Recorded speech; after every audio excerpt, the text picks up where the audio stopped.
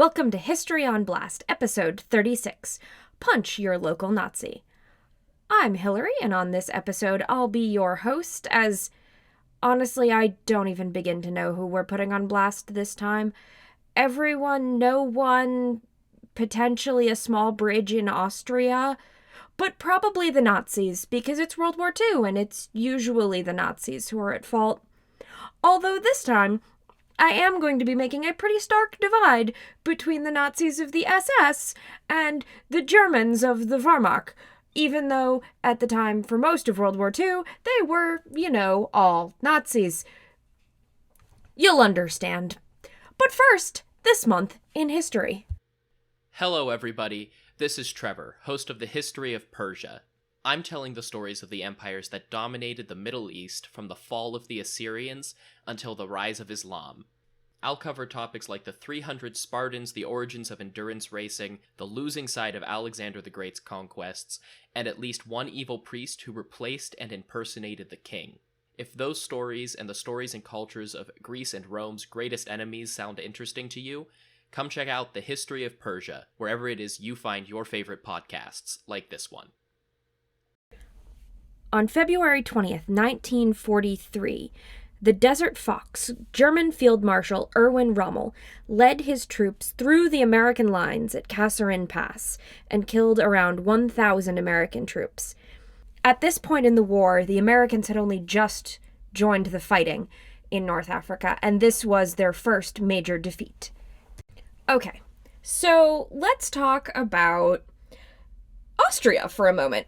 Or specifically, we're going to talk about a castle in Austria, in Tyrol, Austria, which is a region. Specifically, we're looking at a place called Itte and Castle Itte, or, to use the German, Schloss Itte.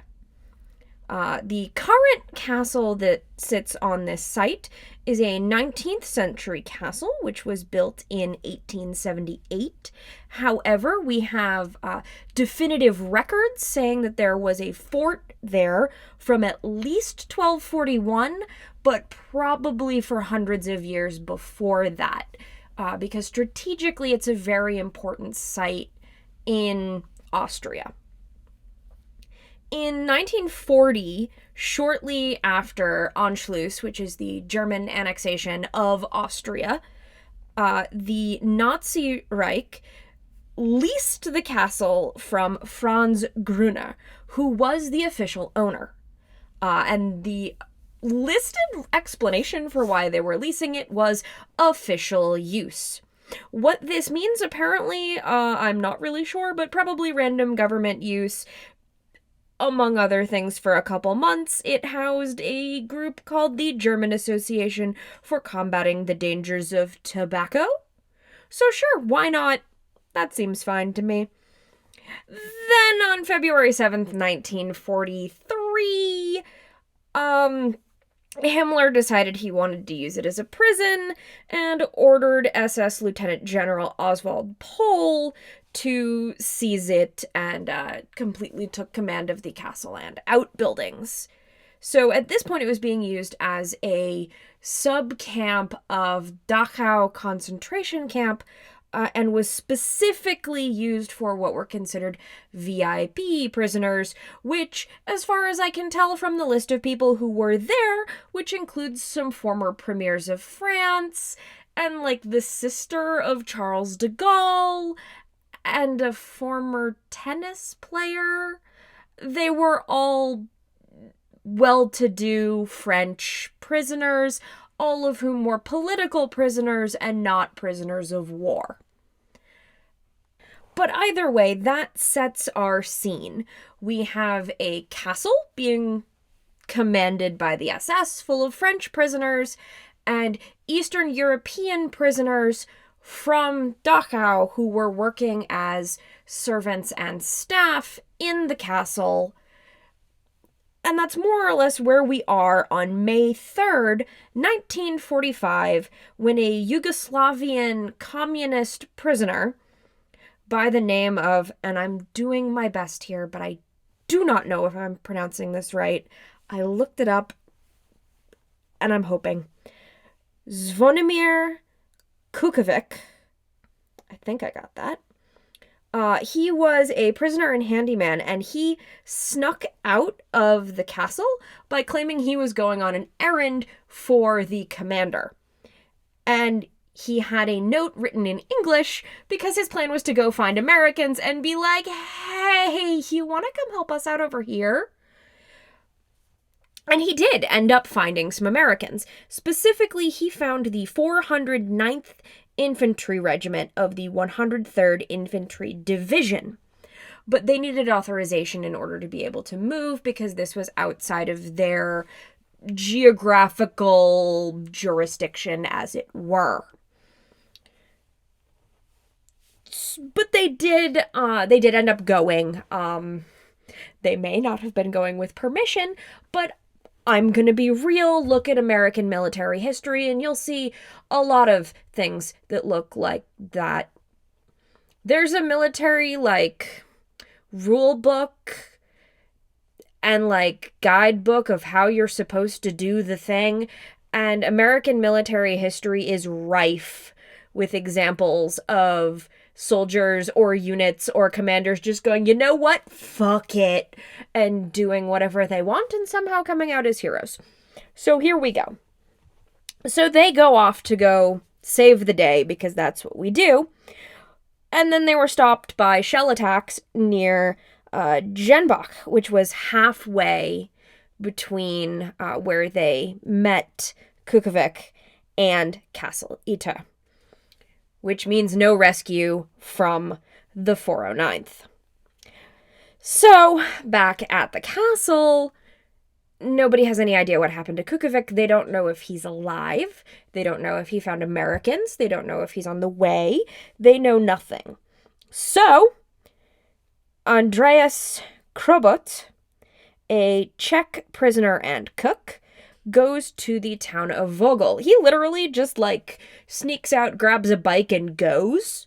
Because at this point, also, the commander of the castle itself had died under some sketchy situations, which is to say that some of the sources I found said that the French prisoners killed him, and some of the sources I found said that he killed himself, and they can't really seem to agree.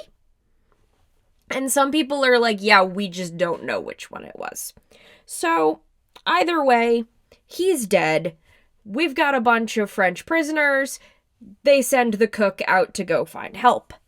So he goes to the town of Vogel looking for this assistance, and he finds the Austrian resistance kind of hiding from the SS and also trying to stop SS reprisals against the local population. Because remember, we're at the tail end of the war in Europe. Actually, at this point, Hitler himself is already dead. So it's just sort of the die-hard SS fucking around in Germany and Austria, while everyone else goes, could you please just stop killing people? No, really, we're done. So they're looking around for anyone who might be a deserter, which in the eyes of the SS at that point was anyone who might be an adult male, really, and they were killing anyone who thought they might be a deserter, which was why the Austrian resistance was trying to stop these reprisals. And somewhere along the way, a Major Josef Gangl had joined up with the Austrian resistance. Who is Major Josef Gangl, you say? Well, he's an officer in the Wehrmacht. Yes, that's right, the German standing army. So now we have an actual officer from the actual German army throwing in with the Austrian resistance that's fighting the Nazis. So that's where we are when he meets Andreas Krobot, who is like, hey, I've got a castle full of French prisoners who could really use some help because we're pretty sure the SS is going to kill them. And Major Gangl is like, cool, I'll be there to help. So, he had been hanging out in the town of Vogel for a reason. He was hoping that the Americans who were headed there would arrive soon, and he and his men could lay down their arms and surrender. Because, Hitler's dead, Germany has clearly lost, and they would like not to die. Thank you. But they hadn't arrived yet, so he realized at this point he was going to have to approach the Americans himself, not just wait for them. So, under white flag, Gangl and his men go to meet up with the 142nd. Specifically, they go to meet up with Captain Jack Lee of a recon unit from the 23rd Tank Battalion, 12th Armored Division. And they approach him and his men to be like, hey, we've got a castle full of French dudes. Do you want to come save them? And Captain Jack is like, booyah, let's go. So he grabs his unit and they head off. And they encounter that bridge I mentioned earlier, which they realize is absolutely not going to be able to support their tanks going in both directions, going to Ytter and then coming back, because they do need to have an escape route. So what he does is he leaves one of his M4 Sherman tanks at this bridge, sends some of his troops back to the 142nd, and takes some of his troops and one tank and goes to Castle Ytter, which had been abandoned by the SS and is now just full of French prisoners and Eastern European prisoners. Now, back at the ranch, things had gone what I'm going to call a little screwy. Because remember those French prisoners I keep mentioning? They have managed to convince one Kurt Siegfried Schrader, an SS officer who was there convalescing from his injuries, to lead the defense of the castle. Yep, that's right. There is now an SS officer protecting the French from the SS. I no longer know what's happening. Everything has gotten screwy. And you're also probably wondering why these French prisoners are so deeply concerned about their well-being. Because the war is wrapping up. Things are looking good on a military front. However, that commander who had come to Castle Ytter and been killed there, either by the French or by himself, had, right before he arrived there, been the commander of the Dachau concentration camp, and his last act there was to order the execution of 2,000 prisoners. So it's entirely reasonable for the French prisoners in this castle to think that they're next. So here we are when the rescue team rolls in.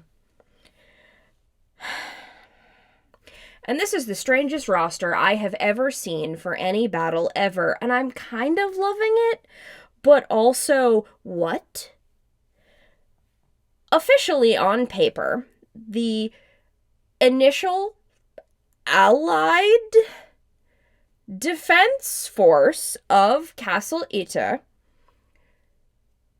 was as follows: 16 American soldiers, 11 Wehrmacht soldiers, 1 SS officer, several French prisoners, and 1 M4 Sherman tank named Besottin Jenny. I have no idea what happened to the Eastern European prisoners who were acting as servants, because at this point, I can't find them in the historical record to know if they participated in the battle or not.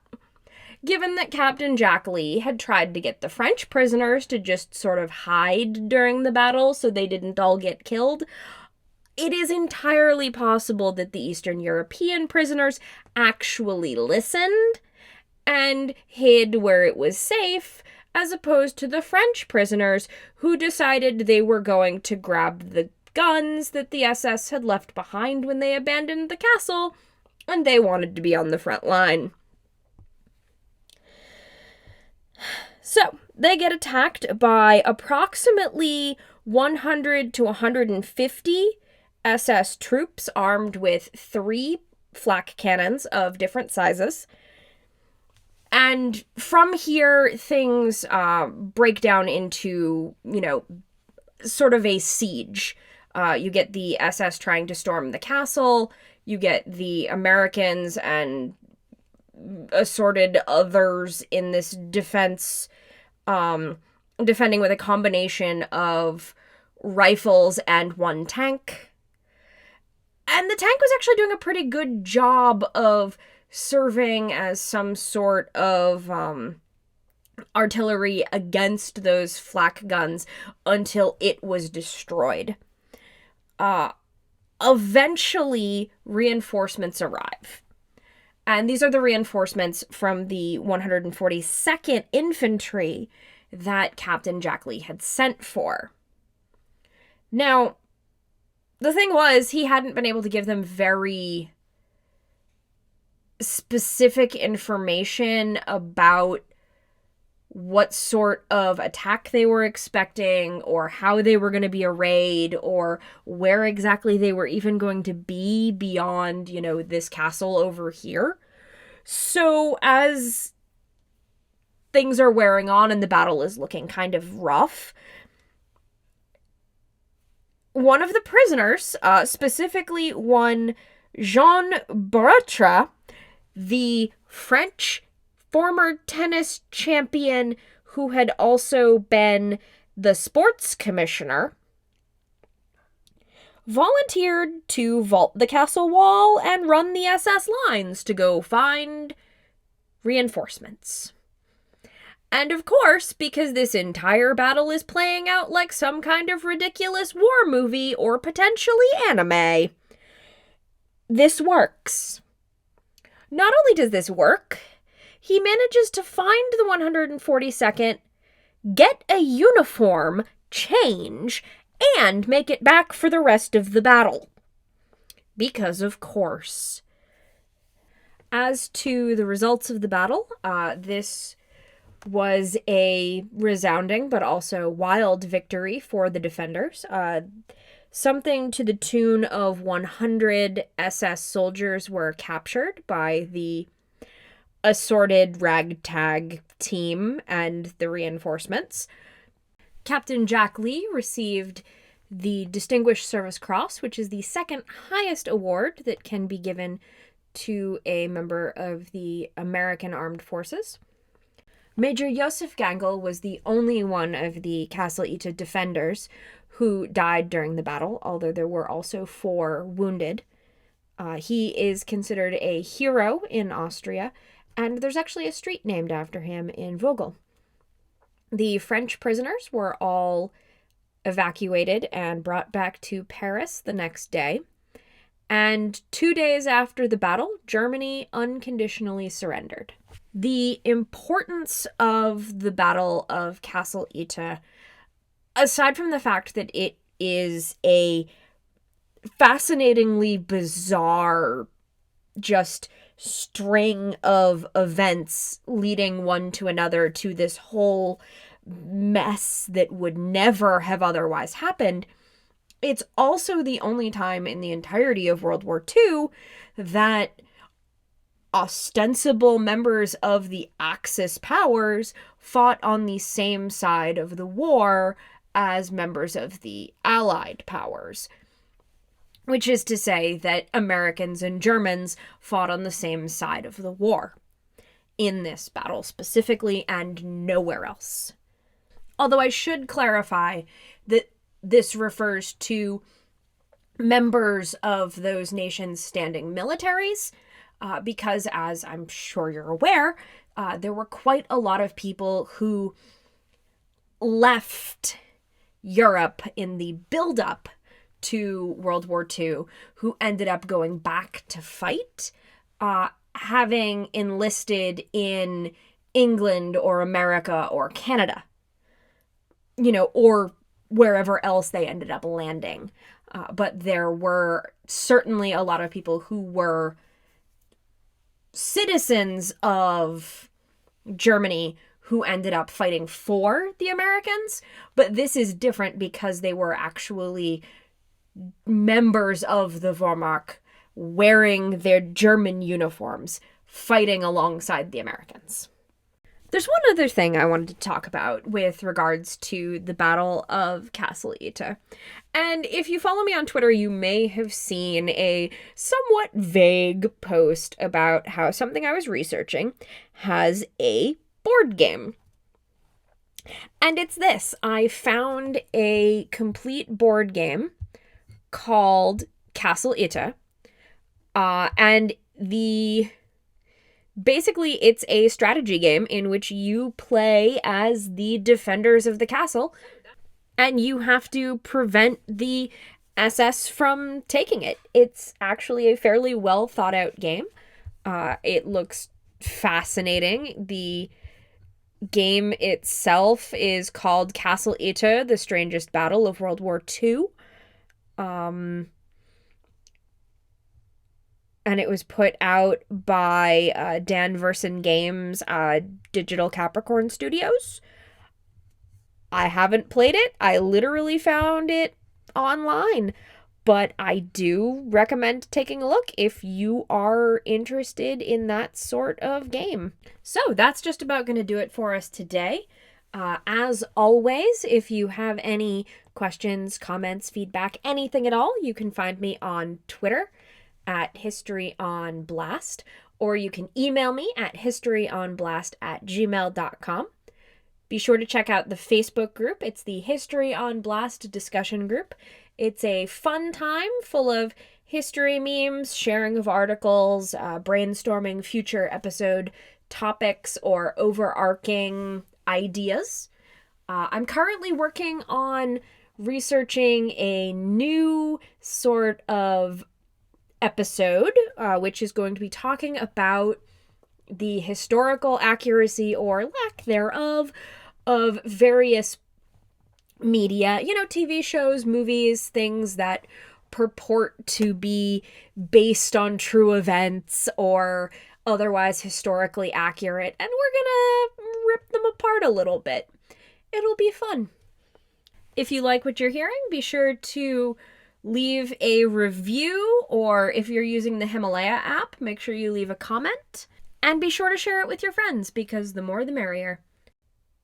As always, I'd like to thank Defy Them All for the use of their song Keeper of Histories for the intro and outro of our program, and as always, thank you for listening.